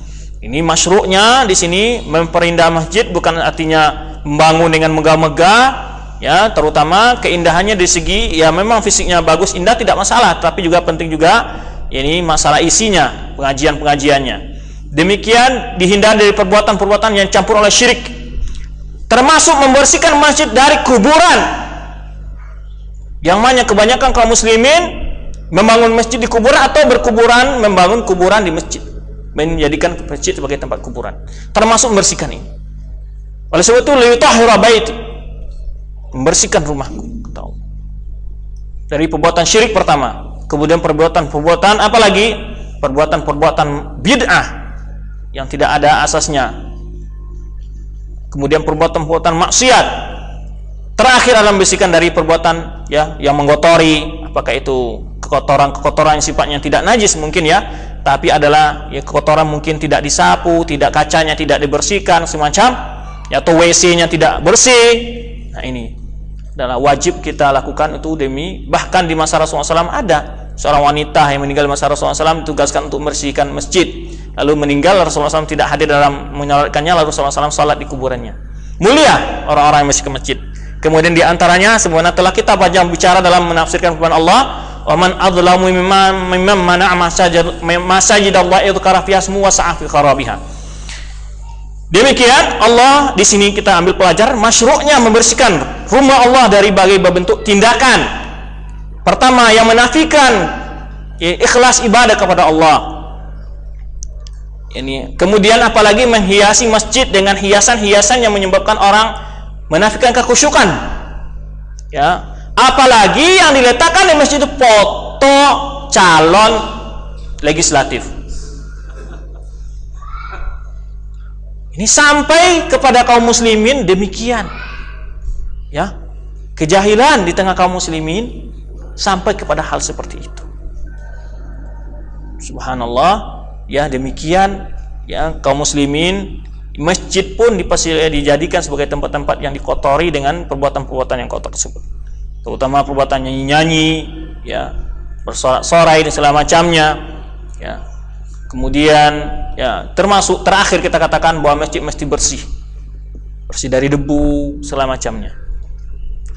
Demikian karena Allah perintahkan kepada nabinya yang mulia itu Nabi Ibrahim dan Ismail, antahira baiti lit-ta'ifina, bagi orang yang tawaf. Artinya minasyirki bila la ilaha illallah. Di sini disebutkan dalam tafsir itu dari kesyirikan. Yaitu syirik kepada Allah Subhanahu wa taala. Wa tawaf bil baiti ma'rufun, tawaf di rumah Allah itu adalah sudah ma'ruf, yaitu 7 keliling. Di sini terdapat juga larangan tawaf selain dari Ka'bah. Tidak ada bumi di dunia ini yang boleh ditawafi kecuali hanya Ka'bah. Menunjukkan keharaman orang-orang yang tawaf di kuburan. Ya, ada yang sebagian orang ziarah kubur tapi tawaf di kuburan. Perbuatan yang syirik dan perbuatan yang diharamkan Allah Subhanahu wa taala, karena tawaf adalah ibadah dan tawaf tidak boleh kecuali hanya di rumah Allah. Diriwayatkan dari Sa'id bin Jubair dalam firman Allah Subhanahu wa taala, lit-ta'ifina yakni man atahu min ghurba yatufu bihi. Itu orang yang datang dari luar Mekah, itu dari orang yang jauh maksudnya, itu tawaf dengannya. Wal aqifin, yang masuk itu adalah orang-orang yang mukim di situ, orang mukim di tempat Mekah. Wakila man intabahu minal amsar, ini dikatakan juga orang yang datang kepadanya daripada kota-kota yang lain, fa aqama indahu, lalu tinggal di Mekah itu atau tinggal di Ka'bah, di Masjidil Haram tersebut. Diriwayatkan dari Ibnu Abbas juga, qala idza kana jalisan, Ibnu Abbas mengatakan apabila dia duduk, bahwa minal aqifin, maka dia termasuk orang-orang yang sedang aqif, orang-orang yang tikaf, yang sedang zikir kepada Allah. Hatta naimin, atau orang-orang yang tidur sekalipun fil masjid, yu'tabaruna minal aqifin, orang yang duduk ya tanpa sedang beribadah atau orang yang tidur di masjid itu disebut orang akifin. Qala Ibnu Umar wasabata, dan berkata Ibnu Umar wasabata annahu kana yanam fil masjid Rasulullah sallallahu alaihi wasallam wa huwa azbun. Jadi kata Ibnu Umar yang mana ini bahwa Ibnu Abbas itu pernah tidur di masjid Nabi sallallahu alaihi wasallam ketika dia seorang yang jejaka. Azbun itu masih belum berkeluarga. Wa ruka'is sujud, qala Ibnu Abbas idza kana musalliyan fa huwa ar-ruka' was sujud. Ini yaitu ketika salat sujud, dan ini dari hal-hal yang disyariatkan di masjid itu tawaf, kemudian berzikir baik waktu duduk maupun tidur, kemudian salat.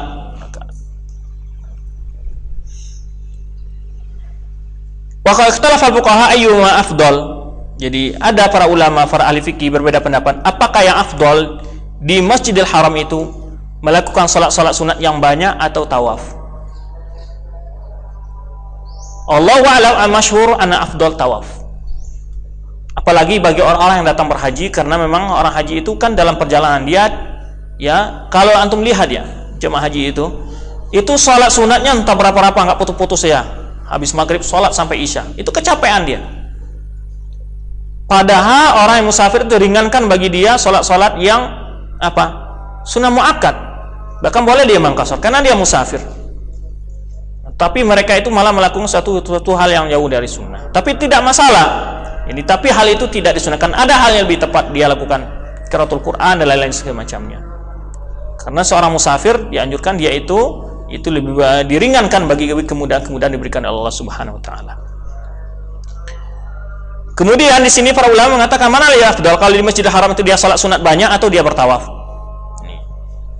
Sebagian ada mengatakan bertawaf lebih afdal, ada yang mengatakan adalah salat sunat lebih afdal.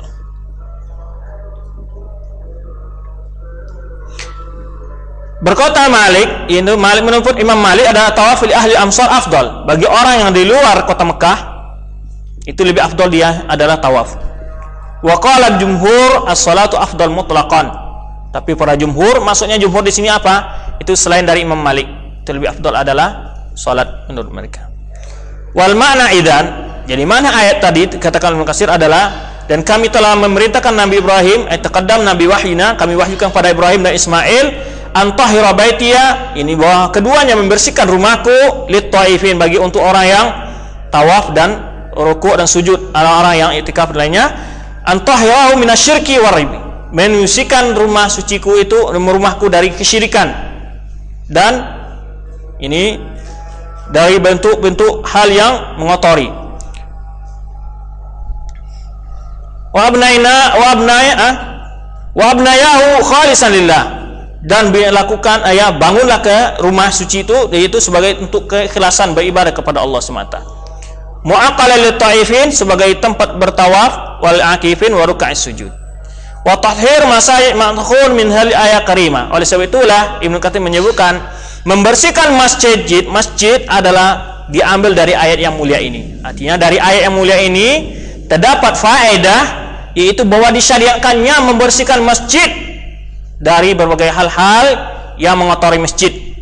Apakah itu berbentuk perbuatan yang berhubungan dengan syirik, seperti berkuburan atau membangun masjid di kuburan, atau perbuatan-perbuatan syirik yang lainnya, ya, bertawasul dengan membuat segala macam di masjid, perbuatan-perbuatan syirik segala macamnya.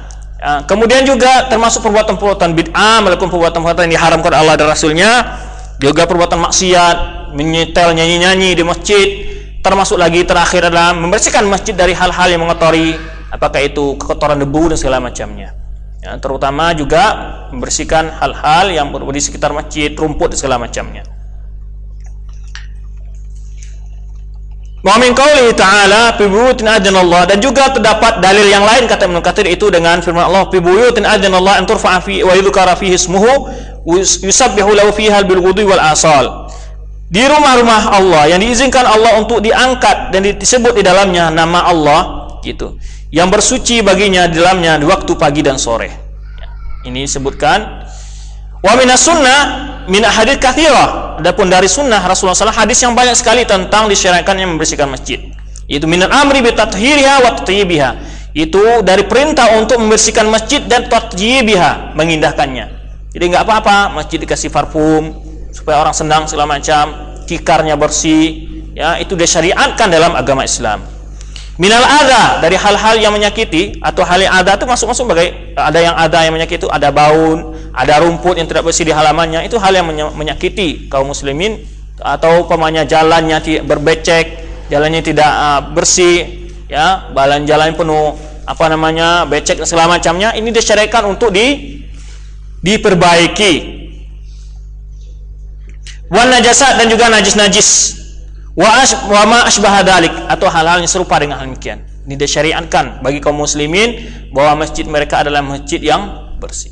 Oleh sebab itu Ibnu Qayyim dalam salah satu kitabnya Hidayatul Hayarah itu menyebutkan bedanya antara masjid kaum muslim, masjid orang Nasara apa? Disifatkan oleh Ibnu Qayyim tentang kekotoran orang-orang Nasara itu apa? Ya, kencing meleleh dari celananya, dia pun berada dalam masjid dan juga sedang beribadah kepada Tuhannya. Demikian kotornya mereka. Mereka itu adalah orang yang paling kotor, tidak bersih, dan mereka ada bersih mereka itu karena terpengaruh dari sekitar kaum muslimin di sekitar mereka sebetulnya. Dan mereka orang-orang Nasara itu orang-orang yang kotor. Demikian. Disifatkan oleh Ibnu Qayyim ini ibadah mereka itu, ya, bernyanyi, kemudian katanya kekotoran mereka betapa dalam ibadah mereka, dan kita tidak seperti mereka. Bahwa umat Islam adalah umat yang bersih.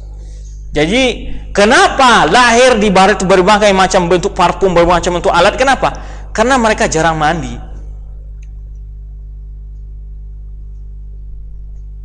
Jadi untuk menghilangkan bau badan mereka itu diberilah berbagai macam zat-zat kimia oleh mereka. Sebab itu kalau antum lihat di mana-mana mereka kan pakai tisu segala macam, itu kok sangat tidak bersih. Bahkan afdol kebersihan itu dalam air dianjurkan oleh Islam.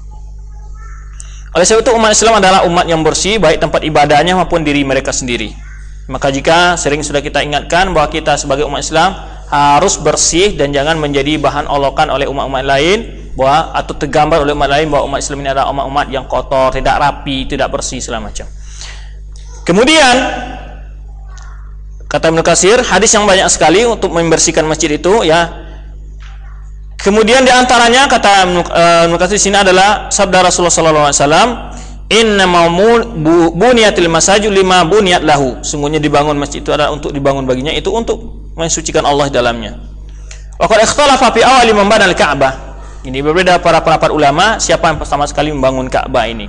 Itu dari riwayat-riwayat dalam Israiliyat kata Ibnu Katsir, tapi tidak ada satupun yang pasti. Kemudian di antara dalil-dalil yang mensyariatkan lagi, banyak dalil dari sunnah yang menyuruh kita untuk bersihkan masjid. Seperti ketika seorang Arabi yang diriwayatkan oleh Anas bin Malik, ya, Anas bin Malik, bahwa seorang Arabi datang ke tempat masjid Rasulullah SAW, lalu bala fil masjid. Kemudian sahabat mencegahnya, kemudian Rasulullah SAW melarang sahabat yang mencegahnya. Kemudian setelah itu disiram dengan sebuah ember. Ini kemudian disebutkan inna hadzal masjid la tasluhu fihi syai'un min hadzal. Ini disebutkan dalam riwayatnya oleh Rasulullah SAW dalam hadisnya itu, inna hadil masajid la tasluhu li syai'in min hadzal bauli walal qadari innama hiya li dzikrillah was salati wa qiraatil Qur'an, muttafaqun alaih. Hadis ini disebutkan di mana dikatakan oleh Rasulullah, inna hadil masjid la tasluhu li syai'in min hadzal bauli, tidak boleh buang air segala macamnya. Dan juga termasuk di sini adalah ini hendaknya, ya, termasuk mencegah anak-anak kecil yang mengotori masjid. Kemudian di sini disebutkan lagi, ya, perbedaan orang yang bangun sekali Ka'bah ini. Kata Ibnu Katsir, ada yang mengatakan malaikat, ada yang mengatakan Adam, ada yang mengatakan Syid alaihi salam. Wa ghalibu ma yadhkuru hadza inna ma ya'khudhu min kutub ahli kitab. Kebanyakan orang yang menyebutkan yakni tentang riwayat-riwayat tersebut hanya diambil dari riwayat orang ahlul kitab yang tidak bisa dipercaya. Mimma la yusaddaq wa la yukadzdzab. Itu hal yang tidak bisa kita ingkari dan juga tidak pula kita percayai. Wala yu'tamadu 'alaiha bimujarradiha, tidak boleh percaya, ya, karena ada dalam beberapa ayat Alkitab mengatakan yang pertama sekali membangun Ka'bah itu adalah malaikat, ada yang mengatakan ada Adam, ada yang mengatakan adalah Syid, ya. Semuanya itu ada riwayat-riwayat dari ahli kitab, riwayat Bani Israel al-Israiliyat yang tidak mungkin bisa dipercaya dan juga tidak bisa dikatakan ingkarin dan kita terima. Wa amma idza sah hadisun min dzalika fa ala ra'si wal 'ain, kata Ibnu Katsir, kecuali apabila terdapat hadis yang sahih di situ baru bisa kita terima dengan penuh hati. Firman Allah Subhanahu wa taala, "Wa idz qala Ibrahim rabbi ja'ala balan amina." Allah telah mengatakan tadi, Allah mengatakan, Allah telah mengatakan bahwa rumahnya itu adalah aman. Wa ij'alnal baita mathabatan lin-nas wa amna. Namun Nabi Ibrahim juga memohon doa kepada Allah akan dijadikan juga negeri Mekah itu negeri yang aman. Dan ketika Ibrahim berkata, "Hai Tuhanku, jadikanlah negeri ini negeri aman." Jadikanlah hazil buq'ah baladan aminan. Ini jadikanlah itu Ka'bah ini, kota Mekah ini negeri yang aman. Wa nasaba hadza li'annahu qabla bina'il Ka'bah. Karena ini adalah sebelum pembangunan Ka'bah. Ini kala dia membangun, dia juga memohon ini dijadikan tempat itu sebagai tempat yang aman, ya. Oleh sebab itu kebanyakan, ya, orang mengatakan al-jaru qabla dar. Jadi lihat dulu tangganya aman apa tidak kalau mau beli rumah. Demikian Nabi Ibrahim, dia akan membangun rumah Allah ini, dia mohon kepada Allah jadikan tempat ini tempat yang aman supaya orang merasa tenang dan aman untuk datang ke situ. Ini suatu Nabi Ibrahim berdoa, ya, untuk dijadikan sebagai tempat yang aman. Kemudian waqala ta'ala surat Ibrahim, tatkala selesai membangun Ka'bah, Nabi Ibrahim pun berdoa sekali lagi. Wa idz qala Ibrahim rabbi ja'ala balan amina. Ini dalam surat Ibrahim itu dia berdoa tatkala selesai membangun. Di awal membangun dia pun berdoa kembali, ya Allah, kita Ibrahim berkata, jadikanlah ini ij'al hadza baladan amina. Jadikanlah negeri ini yaitu negeri yang aman. Karena Allahu a'lam, kata Ibnu Katsir, waqa'a du'an maratan tsaniyah ba'da bina'il bait. Jadi karena kata Ibnu Katsir di sini menyebutkan ini seolah itu bahwa doa itu terjadi kedua kalinya setelah selesai pembangunan Ka'bah. Jadi Nabi Ibrahim berdoa seperti tadi itu saat akan membangun Ka'bah dan saat setelah selesai membangun Ka'bah. Wa istiqraru alihi bihi wa ba'da maulid Ishaq alladhi tatkala ini di sana terdapat penghuni-penghuninya dan tatkala setelah lahirnya Ishaq. Ini Ishaq ini lebih kecil daripada Ismail, yaitu 13 tahun kata Ibnu Katsir di sini. Wa lihadza qala fi akhir doa, oleh sebab itu di akhir doa, alhamdulillahi wahaba li 'alal kibari Ismail wa Ishaqa inna rabbi la sami'ud du'a. Ini segala suci bagi Allah yang telah memberikan bagiku di usia senja itu Ismail dan Ishak. Sungguhnya Tuhanku benar-benar pendengar doa. Ini sama mendengar doa. Dalam kisah Nabi Ibrahim banyak sekali pelajaran-pelajaran yang mungkin diambil oleh seorang manusia, seorang mukmin. Ya, banyak sekali. Mulai dari kesabaran beliau tidak mendapat keturunan, ya, tidak mendapat keturunan. Kemudian telah mendapat keturunan, diuji lagi. Anak yang satu ini disuruh disembelih. Uji lagi. Kemudian setelah itu diuji lagi dengan disuruh membangun Ka'bah, ya, istrinya Siti Sarah dan Siti Hajar diantar ke Ka'bah, kemudian Siti dia kembali ke Syam. Ditinggalkan Nabi Ismail dengan ibunya Siti Hajar di Makkah. Ini akan ada kisah yang nanti akan kita sebutkan. Banyak sekali peristiwa-peristiwa pengorbanan Nabi Ibrahim, oleh sebab itu dikatakan beliau Imamul Hunafa. Itu qudwah dalam tauhid. Ini pemimpin, imam di dalam akidah yang benar. Ini menyampaikan akidah tauhid dalam perjuangan yang begitu berat dan besar beliau tempuh dalam pengorbanan menyampaikan dakwah tauhid tersebut. Kemudian wa qauluhu, kan di surah Al-Baqarah terlanjut dari ayat tadi, yaitu warzuq ahlahu minats thamarati man amana minhum billahi wal yaumil akhir. Nabi Ibrahim berkata di sini, ya Allah, beri rezekilah penduduknya dari buah-buahan orang yang beriman dari mereka dengan Allah dan hari akhir. Hanya dibatasi sampai orang beriman saja. Karena Nabi Ibrahim hanya beri rezeki orang-orang beriman saja, tapi Allah katakan dari ayat berikutnya, tidak. Allah juga akan kasih rezeki orang yang kafir sekalipun. Ini. Qala Ibnu Abbas, karena Ibrahim yahjuruha 'alal mu'minin dunan nas. Ini kata Ibnu Abbas, yang mana Nabi Ibrahim hendak meminta kepada Allah hanya hendaknya khusus rezeki itu diberikan kepada orang mukmin saja, tidak seluruh manusia. Tapi fa'anzalallah qala wa man kafara fa ummatuhu qalilan thumma atarhu ila adzabin nar wa bi'sal masir. Tapi Allah katakan, adapun orang yang kafir, aku tetap akan memberikannya fa ummatuhu qalilan, akan beri kesenangan kepadanya sedikit, itu kesenangan dunia. Tetap akan diberi rezeki oleh Allah. Summa atarhu ila adzabin nar wa bi'sal masir. Kemudian dia nanti akan aku campakkan dalam azab neraka dan sejelek-jelek tempat kembali. Wa ma'nahu, kata Ibnu Katsir, man kafara aidan arzuquhum. Kata Allah di sini, orang yang kafir pun akan aku beri rezeki. Kama arzuqul mu'minin. Sebenarnya aku beri rezeki orang yang beriman. Akhluqu khalqan wala arzuquhum apakah aku akan menciptakan makhluk lalu aku tidak memberi rezeki mereka? Umatum qalilan, aku akan beri mereka kesenangan sedikit. Summa ataruhum ila adzabin nar, kemudian aku ini buang mereka ke dalam azab neraka. Wa bi'sal masir. Jadi kesenangan dunia ini adalah kesenangan yang sangat sedikit sekali. Oleh sebab itu disebutkan dalam hadis Rasulullah, "Lau kana dunya ini indallahi janah ba'udah." Jadi kalau seandainya dunia ini punya nilai dari sisi Allah adalah senilai sayap semut, sayap nyamuk, ya, tentu masaqa kafiran syurbamain, tidak akan dapat minum orang kafir walau hanya setetes air. Karena memang dunia ini sangat hina di sisi Allah. Bahkan dunia disebutkan dalam hadis Rasulullah apa? Sijnul mu'min wa jannatul kafir. Ini adalah tempat tahanan bagi orang mukmin, tapi adalah bagai surga bagi orang kafir. Jadi, oleh sebab itu Allah di sini tidak menahan rezekinya dari orang kafir. Bahkan sebagian orang kafir banyak lebih kaya dari kaum mukmin. Tetapi itu bukanlah suatu hal yang membuat kita, karena apa? Di situ ada ujian bagi Allah. Bagi mukmin yang miskin, di situ dia mendapat ujian dari sisi Allah. Dia di saat miskinnya dia mampu sabar, dia akan dinilai oleh Allah kesabarannya. Adapun orang kafir yang kaya, justru itu bukan suatu hal yang baik bagi dia. Justru semakin berat azab yang akan diterimanya, karena semakin banyak nikmat Allah, semakin banyak pertanggungjawaban yang harus dipertanggungjawabkannya di akhirat. Sebab itu, bahkan dikatakan oleh ulama itu bagaikan istidraj, bagaikan sebuah istidraj. Apa nama istidraj itu? Bahasa kitanya sebagai tipuan kepada orang kafir sehingga mereka terlalu lupa dengan kekufuran mereka. Ketika itu mereka akan sekonyong-konyong akan dicabut oleh Allah. Mereka akan meninggal kekayaan tersebut. Nanti semakin besar nikmat yang mereka terima, semakin lama azab dan semakin berat azab yang akan mereka hadapi. Kemudian di sini jalankan dan kasih juga ini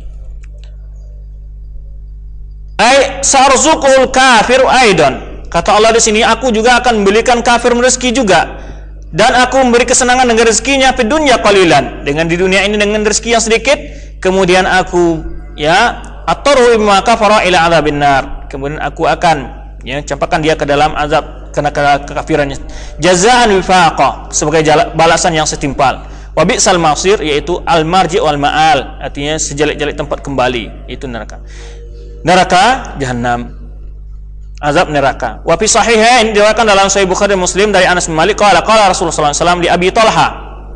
Ini menunjukkan nanti hadis-hadis yang menyebut tentang kemuliaan tanah haram, kesucian tanah haram Makkah dan kesucian tanah haram Madinah, yang sempat dikomentari oleh Syiah yang sempat kita katakan tadi bahwa kata mereka adalah bahwa Karbala lebih suci daripada kota Makkah. Di sini dalam hadis-hadis sahih disebutkan oleh Ibnu Katsir di sini, di antaranya adalah riwayat Anas bin Malik, dia berkata, pesabda Rasulullah SAW, ini Rasulullah SAW menyuruh Abu Talha untuk iltamis li ghulaman min ghilmanikum yukhdimuni. Jadi kata Rasulullah kepada Abu Talha ini, carikan bagiku seorang anak dari anak-anak kalian untuk membantuku. Fa kharaja bi, lalu Abu Talha meminta Anas bin Malik, ini kan pembantu Rasulullah SAW ini, Anas bin Malik khadim Rasulullah SAW. Nah, lalu Anas menyatakan, aku yang dibawa oleh Abu Talha ke sana. Ini farajabi Abu Talha yurdifuni wara'ahu, yang menumpangkan aku di belakangnya. Kemudian faquntu akhdimu Rasulullah sallallahu alaihi wasallam kullama nazal, maka aku membantu Rasulullah SAW dalam setiap turun, maksudnya turun kalau berkendaraan, karena nonta semacam Rasulullah SAW, lalu dibantu oleh Anas bin Malik, pembawa sendalnya atau bagaimanapun. Wa qala fi hadits summa aqbala, kemudian akbala maksudnya kembali ke Madinah. Ini sebuah hadis, idza bada lau Uhud, ini summa akbala maksudnya kala kembali ke Madinah. Kalau dia keluar dari kota Madinah, Abu Talha selalu Anas bin Malik yang selalu menjadi pembantu beliau. Tatkala mendekati Madinah, apabila melihat Uhud, dia berdoa, hadza jabalun yuhibbuna wa nuhibbuhu, ini adalah bukit yang mencintai kami dan kami pun mencintainya. Falamma asyrafa 'alal Madinah, tatkala dia hampir masuk ke dalam Madinah, dia berkata, Rasulullah SAW berdoa, Allahumma inni uharrim ma baina jabalaiha misla ma harrama bihi Ibrahim Makkah. Ini aku menjadikan haram, tanah suci di antara dua jabalaiha, dua bukitnya, maksudnya Jabal Ir dan Jabal Uhud, itu batasnya. Kalau Jabal Ir, Jabal Uhud itu di antara dua bukit itu, maksudnya Mithlu ma harrama bihi Ibrahim, sebelumnya Nabi Ibrahim telah mengharamkan kota Mekah. Ini dalil yang ingin diambil di sini. Sebenarnya Nabi Ibrahim telah menjadikan kota Mekah sebagai kota suci. Maksudnya kota yang diharamkan ini apa? Akan disebutkan nanti dalam riwayat lain, yaitu diharamkan pertama adalah menebang pepohonan yang tumbuh dengan sendirian, mencabut rumput-rumput yang tumbuh dengan sendirian, pohon-pohon yang tumbuh sendirian, kecuali rumput yang ditanam oleh manusia, seperti taman-taman yang ditanam itu boleh dibuang atau dicabut. Dan juga dilarang menangkap binatang buruan yang ada di dalamnya. Burung-burung nggak boleh ditangkap, ya, nggak boleh dibunuh segala macamnya. Kemudian nggak boleh mengambil barang-barang yang ketinggalan di dalamnya. Itu menunjukkan kota suci di situ, kota sucian. Di antara hal-hal yang diharamkan di tanah suci tersebut. Ini hadis menunjukkan tentang kemuliaan kota Mekah dan juga kemuliaan kota Madinah. Yang mana Nabi berdoa kepada Allah, jadikanlah kota Madinah ini kota yang suci. Sebenarnya Nabi Ibrahim telah berdoa kepada Engkau menjadikan kota Mekah ini kota yang haram, kota yang suci. Yang diharamkan petupan darah dan segala macam di dalamnya. Kemudian ini Allah membarik lahum fi muddihim wasa'ihim. Juga Rasulullah SAW berdoa untuk ahli Madinah. Sebenarnya Nabi Ibrahim telah berdoa untuk ahli Makkah apa tadi? Allah warzuk ala minat tamarat, meminta kepada Allah supaya diberi rezeki dari buah-buahan. Oleh sebab itu di kota Mekah semua jenis makan buah-buahan di seluruh dunia ada di kota Mekah. Keistimewaannya, seluruh buah-buahan apapun saja di seluruh dunia ada. Mau durian, rambutan, lansat, apa saja ada di kota Mekah. Tapi batangnya nggak ada di sana. Subhanallah, ya. Bentuk apa saja itu buah-buahan. Dan di sini tak kala Nabi Ibrahim meminta juga kepada Allah bahwa diberi rezeki orang-orang kota Mekah, tapi Nabi SAW mendoakan orang-orang Madinah supaya diberi berkah di dalam muddihim, dalam apa? Timbangan dan takaran mereka. Wa fi lafzin lahuma, jadi dalam bahasa yang lain diriwayatkan oleh Bukhari Muslim juga, Allahumma barik lahum fi miqyalihim. Ya Allah, beri berkatlah di dalam timbangan mereka. Wa barik lahum fi sa'ihim, di dalam takaran mereka diberi berkah. Wa barik lahum fi muddihim, dan juga beri takaran juga, barik lahum dan muddihim. Ini terasa sekali. Itu dirasakan oleh orang. Memiliki uang 50 rial di Madinah berbeda dengan memiliki uang 50 rial di Jeddah, apalagi di Indonesia. Ya, kalau di kita memiliki uang 100 ribu di Madinah, berbeda sekali memiliki uang 100 ribu di Jeddah. Sangat terasa sekali. Jauh berkahnya, sangat berkah, terasa sekali. Harta yang kita miliki di Madinah itu berkah. Orang-orang merasakan seperti itu, semua merasakan. Walau ya uang yang sama jika kita bawa ke luar Madinah itu sangat terasa sekali sedikitnya berkahnya. Subhanallah, ya, itu terasa sekali. Pemanya kalau waktu masih kita di sana itu terasa sekali. Uang 50 rial di Madinah dengan uang 50 rial waktu kita di Jeddah itu beda. Terasa berkahnya di sana. Dan ya selama kita di sana itu terasa berkahnya. Banyak sekali berkahnya. Baik makan, minum, apapun saja. Apalagi kalau bulan Ramadan. Itu enggak tertampung-tampung. Ya. Banyak orang berinfak, banyak orang semacam. Sangat-sangat. Bahkan kalau di bulan Ramadan, ya, orang-orang pergi umrah itu kalau di sana kita berbuka aja ditarik-tarik supaya ke tempat mereka masing-masing, kan dipenuh dengan hidangan di Masjid Nabawi untuk orang berbuka. Sebenarnya terasa berkahnya memang, ya. Oleh sebab itu memang berkat doa Rasulullah SAW. Ini diriwayatkan dari Abdullah bin Zaid bin Asim radhiyallahu anhu dari Nabi SAW, Inna Ibrahim harrama Makkah wa da'alaha, bahwa Ibrahim mengharamkan kota Makkah ini menjadikan kota Makkah sebagai kota suci dan berdoakan untuknya. Wa haramtul Madinah kama harrama Ibrahim Makkah, dan aku mengharamkan kota Madinah sebenarnya Ibrahim mengharam kota Makkah, maksudnya sini menjadikan kota suci, berdoa kepada Allah. Wa da'autu laha, dan aku pun berdoa untuk kota Madinah ini fi muddiha, dalam timbangannya, wa sa'iha, dalam takarannya. Mithli ma da'a Ibrahim li Makkah, sebenarnya Nabi Ibrahim mendoakan untuk orang ahli Makkah. Asbatna hadil ahadits, kata Ibnu Katsir, kenapa kita sebutkan hadis-hadis sini? Yaitu adalah li ta'alluqiha bidalil hurmati Makkah. Yaitu karena hadis ini berhubungan dengan menunjukkan tentang kesucian kota Makkah, kemuliaan kota Makkah. Ini secara tidak langsung Nabi di sini Ibnu Katsir telah mengomentari apa yang dikatakan oleh orang Rafidhah, mengatakan bahwa kota Karbala lebih suci dari kota Mekah. Wa min adillati dzalika, dan di antara dalil itu adalah waqila anna muharramatun mundu khuliqat ma'al ard. Ada juga yang mengatakan ya bahwa kota Mekah itu telah menjadi kota suci atau diharamkan semenjak pertama sekali dijadikan Allah bersama dengan saat dijadikan bumi ini. Wa hadza adhharu aqwa wallahu alam. Kata Ibnu Katsir, pendapat ini lebih kuat dan lebih jelas. Wa qad waradat ahaditsun ukhar, telah terdapat hadis yang lain tadullu ala Allah taala haram Makkah qabla khalqis samawati wal ard. Telah terdapat hadis yang lain menunjukkan bahwa Allah Subhanahu wa taala telah menjadikan kota Makkah sebagai kota yang mulia dan suci sebelum diciptakan langit dan bumi. Berbeda dengan apa yang dikatakan oleh orang Rafidhah tadi ya. Sebaliknya dia mengatakan Allah itu menjadi berapa tadi? 24.000 tahun sebelum diciptakan makhluk katanya. Itu kota Karbala telah suci katanya. Ya.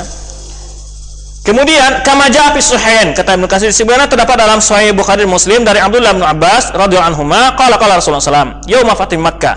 Yang mana kata Rasulullah bersabda ketika waktu penaklukan Makkah, yaitu inna hadzal balad harramahu Allah yauma ini khalaqas samawati wal ard fa huwa haramun bi hurmatillah ila yaumil qiyamah. Ini dalil menunjukkan bahwa kota Mekah telah menjadi kota suci awal diciptakan bumi ini.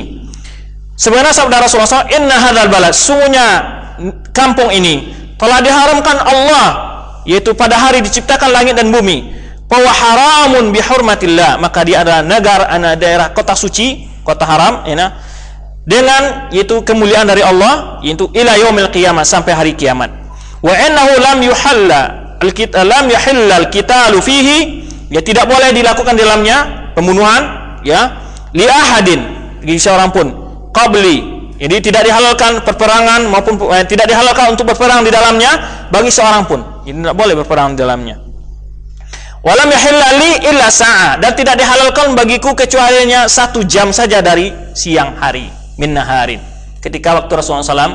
Oleh sebab itu para ulama berbeda pendapat, apakah kota Mekah waktu itu ditaklukkan dengan peperangan atau dengan menyerahnya kota orang ahli Mekah, atau dengan perjanjian, ya.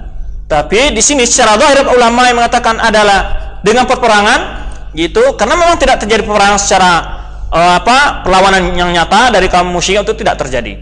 Tapi apakah dinamakan penaklukan Makkah itu adalah dengan peperangan atau gimana? Karena kota Makkah kan kota suci, nggak boleh ada peperangan di sini. Di sini Allah mengizinkan bagi Rasulnya sa'atan, sewaktu saja di siang hari. Kemudian kata Rasulullah SAW, fa huwa haramun bi hurmatillah ila yaumil qiyamah. Jadi bukan tidak setelah itu kembali lagi keharamannya, kesucian dan kemuliaannya, dilarang melakukan peperangan dalamnya. Maka dia adalah kota suci dengan kemuliaan dari Allah sampai hari kiamat. La yuraddu syauquhu. Jadi tidak boleh dicabut, dibuang syauquhu. Maksudnya duri-duri yang terdapat di situ, artinya pohon-pohon, ya, rumput-rumputan tidak boleh dicabut. Wala yunaffaru sayduhu, tidak boleh diusir binatang-binatang buruan di situ apabila itu ditangkap. Wala yultaqatu laqtatahu, wala yultaqatu luqtatahu. Ini tidak boleh juga luqtatahu, yang luqtatahu tidak boleh juga diambil barang-barang ceceran di situ. Kalau tercecer tas orang musim haji umpamanya, apapun saja yang tinggal itu nggak boleh diambil.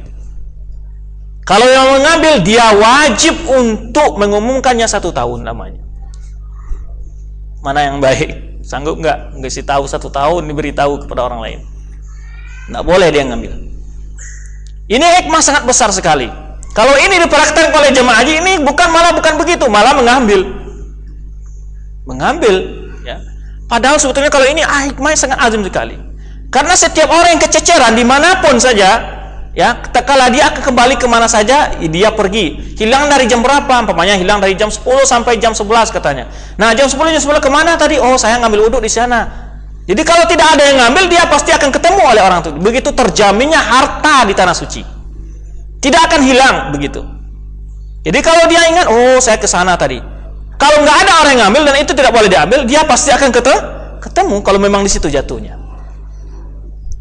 Ini hikmah terjaminnya. Oleh sebab itu tidak boleh diambil barang yang tercecer. Biar orang yang pemiliknya akan kembali mengambil. Di mana dia lupa, di mana dia duduk, ada yang kembali ke sana. Tidak boleh diambil. Demikian. Ya, itu keistimewaan yang ada di kota suci.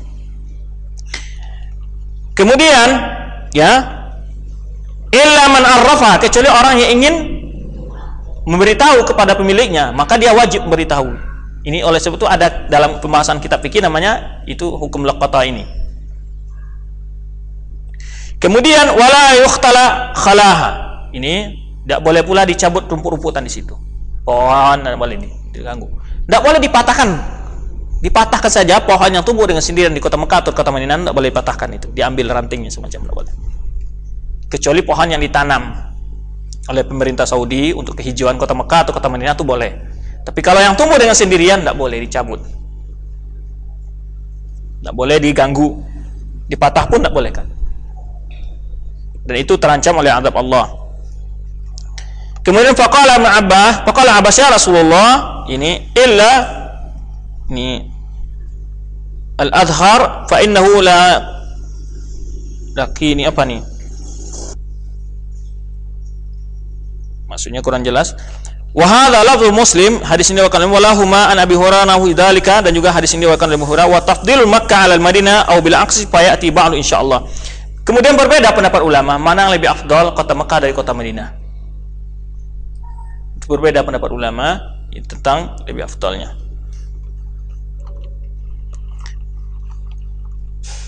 Fayati ba'du insyaallah, jadi akan jadang penjelasan nanti insyaallah. Kemudian kata Allah Subhanahu wa Ibrahimul qawaid dan melindungi wa Ismail rabbana taqabbal minna innaka antas samiul du'a. Tatkala Ibrahim mengangkat qawaid di sini maksudnya adalah ini menegakkan Ka'bah itu kaidah. Maksudnya tiang-tiang dari pembangunan Ka'bah itu dari rumah-rumah Ka'bah minal baiti, dan juga Ismail sambil di situ mereka berdoa Rabbana taqabbal minna innaka antas samiul alim. Keduanya saling berdoa, ya Allah terima dari kami, sungguhnya Engkau Maha mendengar lagi Maha mengetahui. Di sini adalah bagaimana kedua orang nabi ini tawarruknya dan tawaddu'nya kepada Allah Subhanahu wa taala. Ini dia selalu berdoa kepada Allah saat beramal. Rabbana taqabbal minna innaka antas samiul alim. Ya. Di sini disebutkan ditutupnya dengan nama Allah Sami' dan Alim adalah Allah mendengar doa mereka. Itu oleh sebab itu ditutup dengan Sami'. Cocok dengan nama Sami'. Innaka antas sami'ul alim, Engkau mendengar doa kami. Al-Alim, mengetahui dengan keadaan kami. Ya, mengetahui dengan keadaan kami. Qawaid jama' qaidah. Ini wahya sariyah wal asas. Yang dimaksud sini adalah yaitu tonggak, ini sariyah, tonggak, wa asas, pondasinya. Yaqulu ta'ala wadhkur ya Muhammad di qaumika bina Ibrahim. Ini di sini Allah Ta'ala ingin memberitahu kepada Nabi SAW supaya agar diberitahu umatnya tentang bagaimana Nabi Ibrahim membangun Ka'bah. Di sini terdapat keutamaan Nabi Ibrahim itu sendiri. Jadi keutamaan Nabi Ibrahim itu sendiri dan juga keutamaan Ka'bah itu sendiri. Yang mana yang membangun Ka'bah ini adalah Nabi Ibrahim, dia yang telah membangun Ka'bah ini.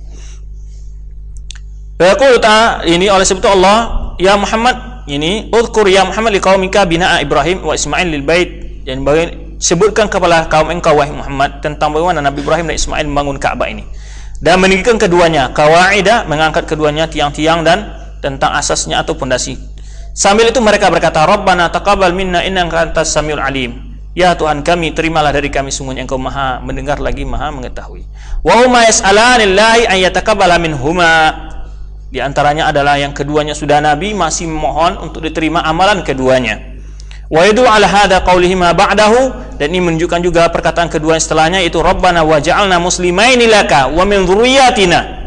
Jadi sambil beribadah Nabi Ibrahim sambil membangun Ka'bah ini beliau banyak berdoa. Di antaranya juga berdoa Rabbana waj'alna muslimaini laka, ya Allah jadikanlah kami orang-orang yang benar-benar menyerahkan diri bagi Engkau.